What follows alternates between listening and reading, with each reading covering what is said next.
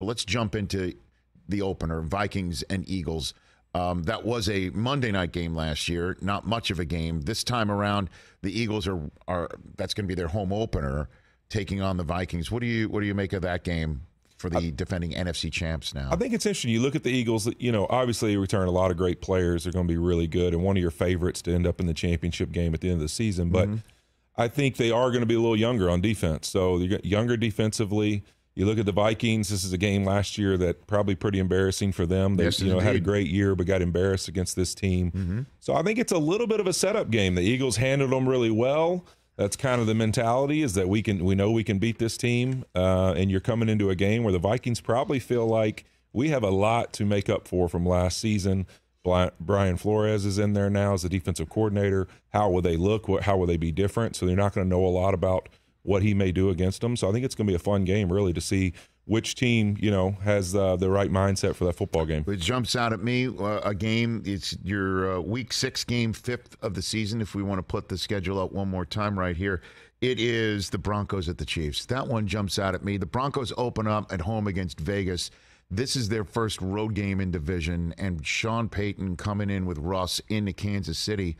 That's a big one in my book. That was one of the ones, like when we saw the schedule last night, it was everyone was pretty excited in our crew for that one, because I think Sean Payton and the Broncos, here's our chance to go into Kansas City, face Andy Reid, and let them know that, we're in the division now and we're going to be here for good. And so I think this is really a chance for them to send a message in a big primetime game. And, Sean Payton, I mean, the guy's a tremendous coach, and I really look forward to seeing what this Broncos team looks like under his leadership. And then, the Ravens taking on the Bengals on a Thursday night. It's the Thursday before Thanksgiving, a big Week 11 game right there. How do you see Lamar and the Ravens looking? That's, to me, one of the bigger mysteries coming out of the draft and the talent evaluation portion of our calendar, and now the fact that Lamar is signed with Odell. What do you think of that one? This was my game. This is the one I circled. We all had to pick our favorite that we saw on our schedule. Look at me picking that out for you. We haven't even had that conversation. Obviously, I love the Bengals, and spent a lot of time playing in this matchup right here, Bengals versus Ravens. But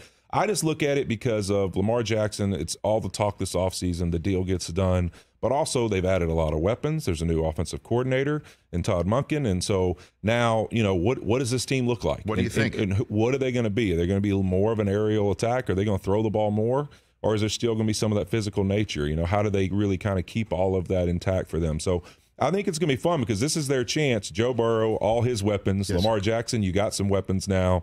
What does this offense look like against each other? I still think I give the nod to the Bengals, just because I just honestly believe Joe Burrow is really that rare, special quarterback who just, for whatever reason, finds ways to win games in big moments. And what do you think of the Ravens' offense, though, in terms of what they will look like? Is it entirely possible that they will retool completely and just come out 4-5 wide, maybe run it every now and then with Dobbins? Gus Edwards can spell him for a bit, but it is going to be Lamar spread wide, winging it around, and running through whatever lanes there are there, because they have spread it wide. What do you think about that? I think you look at their receiver options. You got some guys that with a lot of speed. You got a guy in Odell who's such a special guy one-on-one, that they're going to have to create some of those type matchups. But I don't ever see the Baltimore Ravens getting away from Baltimore Raven identity. And they're going to run the football. They got a big, strong offensive line still.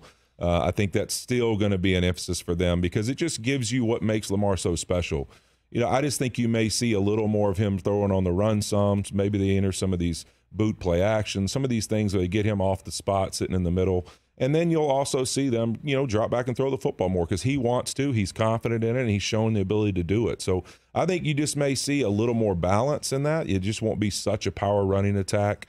There'll be more balance, because I don't think they're ever going to get away from the identity that's always been the Baltimore Raven way of playing physical football. Catch the Rich Eisen Show every single day on the Roku channel, 12 to 3 Eastern, for free.